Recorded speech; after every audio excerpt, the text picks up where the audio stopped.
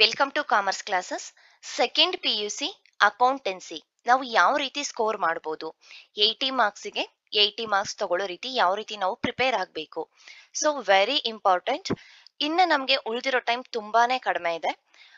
Maximum ನಿಮಗೆ 1 month 20 days ಕೂಡ ಸಿಗಲ್ಲ, ಯಾಕೆಂದ್ರೆ ನೆಕ್ಸ್ಟ್ ಮಂತ್ 28ಗೆ ಲಾಸ್ಟ್ ಆಗೋದ್ರಿಂದ ನಿಮಗೆ ಇವತ್ತು ಆಲ್ರೆಡಿ ಡೇಟ್ ಎಷ್ಟಿದೆ, 8 ಇದೆ. ಓಕೆ, ಮ್ಯಾಕ್ಸಿಮಮ್ 1 ಮಂತ್ 20 ಡೇಸ್ ಸಿಗುತ್ತೆ.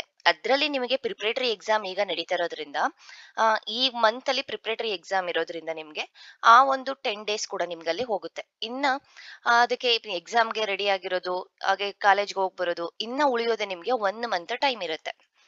ಯಾವ ರೀತಿ ನೀವು ಪ್ರಿಪೇರ್ ಆಗಬೇಕು, ಅಕೌಂಟೆನ್ಸಿ ಯಾವ ರೀತಿ ನೀವು ಪಾಸ್ ಆಗೋದಕ್ಕೂ ಕಷ್ಟ ಅಂತ ಇರೋರು ಫಸ್ಟ್ ನೀವು ಪ್ರಾಕ್ಟೀಸ್ ಮಾಡಬೇಕು. ಪ್ರಾಕ್ಟೀಸ್ ಮಾಡ್ದಲೇನೆ ನಾವು ಥಿಯರಿ ತರ ಇದನ್ನ ಬರೀ ಜಸ್ಟ್ ಕುತ್ಕೊಂಡು ಓದೋದ್ರಿಂದ, ಬಯರ್ಟ್ ಮಾಡೋದ್ರಿಂದ ಅಕೌಂಟೆನ್ಸಿ ಸ್ಕೋರ್ ಆಗೋದಕ್ಕೆ ಸಾಧ್ಯನೇ ಇಲ್ಲ. ತುಂಬಾ ಜನ ಮಾಡೋ ಮಿಸ್ಟೇಕ್ ಏನಂತ ಹೇಳಿದ್ರೆ, ಈಗ ಫಾರ್ ಎಕ್ಸಾಂಪಲ್ ಅಡ್ಮಿಷನ್ ಚಾಪ್ಟರ್ ಯಾವ್ದೋ ಪ್ರಾಬ್ಲಮ್ ಕೇಳಿದ್ರೆ ರಿವ್ಯಾಲ್ಯೂಯೇಷನ್ ಅಕೌಂಟ್ ಮೆಥಡ್ ಅನ್ನ ಯೂಸ್ ಮಾಡಿರ್ತಾರೆ, ಇಲ್ಲ ಒಂದು ಡಿಸೊಲ್ಯೂಷನ್ ಚಾಪ್ಟರ್ ಅದನ್ನ ಮಾಡಿರ್ತಾರೆ. ಅಂದ್ರೆ ಅವರು ಗೊತ್ತಿರುತ್ತೆ ಆನ್ಸರ್, ಬಟ್ ಯಾವ್ದಕ್ಕೆ ಯಾವ್ದನ್ನ ಬರೀಬೇಕು ಅನ್ನೋದನ್ನು ಮಿಸ್ ಆಗಿರುತ್ತೆ, ಕನ್ಫ್ಯೂಸ್ ಆಗ್ತಾ ಇರುತ್ತೆ. ಯಾಕೆ? ಪ್ರಾಕ್ಟೀಸ್ ಸರಿ ಇರೋದಿಲ್ಲ, ಎಕ್ಸಾಮ್ ಹಿಂದಿನ ದಿನ ಕುತ್ಕೊಂಡು ಓದಿರ್ತಾರೆ. ಹಾಗಾಗಿ ಅತಿ ಹೆಚ್ಚು ನೀವು ಪ್ರಾಕ್ಟೀಸ್ ಮಾಡೋದ್ರಿಂದ ಎಲ್ಲೂ ಕೂಡ ನಿಮ್ಗೆ ಕನ್ಫ್ಯೂಸ್ ಆಗೋದಿಲ್ಲ, ಒಂದು ಒಳ್ಳೆ ಸ್ಕೋರ್ ಆಗೋದಕ್ಕೆ ನಿಮ್ಗೆ ಹೆಲ್ಪ್ ಆಗುತ್ತೆ. ಹಾಗಾಗಿ ಯಾವ ರೀತಿ ಓದ್ಬೇಕು, ಇನ್ನ 1 ಮಂತ್ ಟೈಮ್ ಇದೆ ಅಂತ ಹೇಳಿದ್ರೆ, ನಿಮ್ಗೆ ಪ್ರಿಪರೇಟರಿ ಎಲ್ಲ ಮುಗಿಸ್ಕೊಂಡು 1 ಮಂತ್ ಟೈಮ್ ಸಿಗುತ್ತೆ ಅಂದ್ರೆ ಆ 1 ಮಂತ್ ನೀವು ಯಾವ್ಯಾವ ಸಬ್ಜೆಕ್ಟಿಗೆ ಎಷ್ಟೆಷ್ಟು ದಿನ ಓದಬೇಕು ಅದನ್ನ ಫಸ್ಟ್ ಲಿಸ್ಟ್ ಮಾಡ್ಕೊಳ್ಳಿ.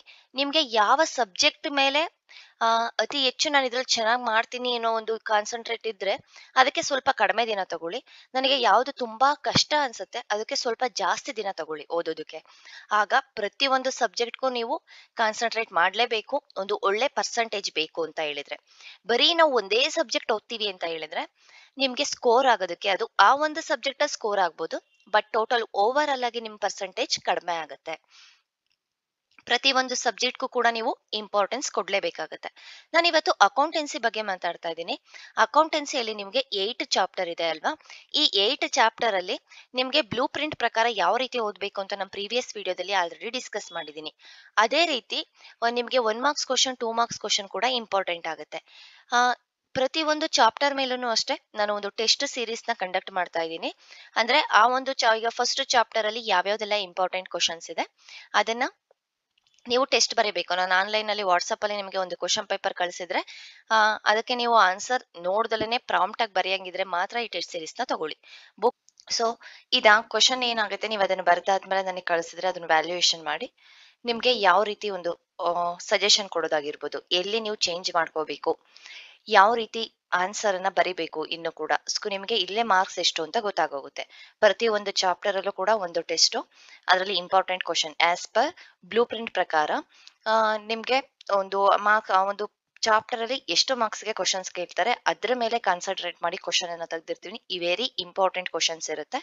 ನಾನು ಟೆಸ್ಟ್ ಒಂದು 2 ಡೇಸ್ ಮುಂಚೆ ಇನ್ಫಾರ್ಮ್ ಮಾಡಿ ನಿಮ್ಗೆ ಅದಾದ್ಮೇಲೆ ಟೆಸ್ಟ್ ಇರುತ್ತೆ. ನೀವು ಆ ಚಾಪ್ಟರ್ ನ ರೆಡಿ ಆಗ್ಬಿಟ್ಟು ಟೆಸ್ಟ್ ನ ಬರಿಬಹುದು. ಅದರಿಂದ ನಿಮ್ಗೆ ಎಷ್ಟು ನೀವು ಓದಿದ್ದೀರಾ ಅನ್ನೋದು ನಿಮ್ಗೆ ಗೊತ್ತಾಗುತ್ತೆ.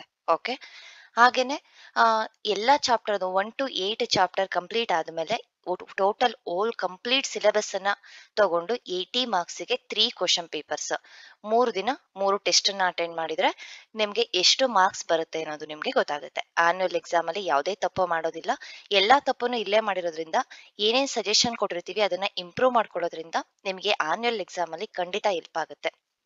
ಟೋಟಲ್ 8 ಚಾಪ್ಟರ್ಸ್ಗೆ 8 ಟೆಸ್ಟ್ ಪ್ಲಸ್ 80 ಮಾರ್ಕ್ಸ್ಗೆ ಕಂಪ್ಲೀಟ್ ಸಿಲೆಬಸ್ ತಗೊಂಡು 3 ಟೆಸ್ಟ್, 11 ಟೆಸ್ಟ್ ಇರುತ್ತೆ. ಈ 11 ಟೆಸ್ಟ್ 199 ರೂಪೀಸ್ಗೆ ಇರುವಂತದ್ದು. ಟೆಲಿಗ್ರಾಮ್ ಅಲ್ಲಿ ನಾನು ಇದ್ರ ಬಗ್ಗೆ ನಿಮ್ಗೆ ಹಾಕಿದ್ದೀನಿ. ಇದ್ರ ಜೊತೆಗೆ ಯಾರ್ಯಾರೆಲ್ಲ ಈ ಟೆಸ್ಟ್ ಸೀರೀಸ್ ನ ತಗೊಳ್ತೀರಾ, ಕಂಪ್ಲೀಟ್ ನಿಮ್ಗೆ ಈಗೊಂದು ರಿವೈಸ್ಡ್ ಕ್ವಶನ್ ಬ್ಯಾಂಕ್ ಏನ್ ಬಿಟ್ಟಿದ್ದಾರೆ ಅದ್ರ ಥಿಯರಿ, ಫುಲ್ ಥಿಯರಿ ಏನಿದೆ with answer, MCQ questions, match the following, fill in the blanks, 1 marks question, 2 marks questions, ಎಲ್ಲಾ ಚಾಪ್ಟರ್ಸ್ ಕೂಡ ನಾನು ನಿಮ್ಗೆ ನೋಟ್ಸ್ ನ ರೆಡಿ ಮಾಡ್ತಾ ಇದ್ದೀನಿ. ಆ ನೋಟ್ಸ್ ಏನಿದೆ ಅದನ್ನ ಯಾರೆಲ್ಲ ಈ ಟೆಸ್ಟ್ ಸೀರೀಸ್ ತಗೊಳ್ತೀರಾ ಅವರಿಗೆ ನಾನು ನೋಟ್ಸ್ ಅನ್ನ ಕಳಿಸ್ಕೊಡ್ತೀನಿ, PDF ಅನ್ನ. ನೀವು ಅದನ್ನ ಪ್ರಿಂಟ್ ತೆಗೆಸ್ಕೊಂಡು ನೀವು ಎಕ್ಸಾಮ್ಗೆ ಓದೋದಕ್ಕೆ ರೆಡಿ ಆಗ್ಬೋದು. ಈ ಟೆಸ್ಟ್ ಸೀರೀಸ್ ಏನಿದೆ, ಈ ಟೆಸ್ಟ್ ಸೀರೀಸು ಆದಷ್ಟು ಬೇಗ ಸ್ಟಾರ್ಟ್ ಮಾಡೋಣ. ವಿತಿನ್ 2 ಡೇಸ್ ಯಾರೆಲ್ಲ ನಿಮಗೆ ಟೆಸ್ಟ್ ಸೀರೀಸ್ ಬೇಕು, ಬೇಗ ಇದನ್ನ ಟೆಸ್ಟ್ ಸೀರೀಸ್ನ ತಗೊಳ್ಳಿ. ಖಂಡಿತ ನಿಮ್ಗೆ ಆನ್ಯುವಲ್ ಎಕ್ಸಾಮ್ ಅಲ್ಲಿ ಒಳ್ಳೆ ಸ್ಕೋರ್ ಮಾಡೋದಕ್ಕೆ ಹೆಲ್ಪ್ ಆಗುತ್ತೆ. ಥ್ಯಾಂಕ್ಸ್. ಸೀರೀಸ್ ಯಾವ ರೀತಿ ತಗೋಬೇಕು ಅಂತ ನಾನು ಆಲ್ರೆಡಿ ಟೆಲಿಗ್ರಾಮ್ ಗ್ರೂಪ್ ಅಲ್ಲಿ ಒಂದು ಇದನ್ನ ವಾಲ್ ಪೇಪರ್ ಹಾಕಿದ್ದೀನಿ. ಸೊ ಅದರಲ್ಲಿ ನಿಮ್ಗೆ ಎಲ್ಲದೂ ಕೂಡ ಡೀಟೇಲ್ಸ್ ಕೊಟ್ಟಿದ್ದೀನಿ. ಯಾರ್ಯಾರು ಇನ್ನೂ ಟೆಲಿಗ್ರಾಮ್ ಗ್ರೂಪಿಗೆ ಜಾಯ್ನ್ ಆಗಿಲ್ಲ, ಕಮೆಂಟ್ ಸೆಕ್ಷನ್ ಅಲ್ಲಿ ಟೆಲಿಗ್ರಾಮ್ ಗ್ರೂಪ್ ಲಿಂಕ್ ಕೊಟ್ಟಿದ್ದೀನಿ, ಜಾಯ್ನ್ ಆಗಿ.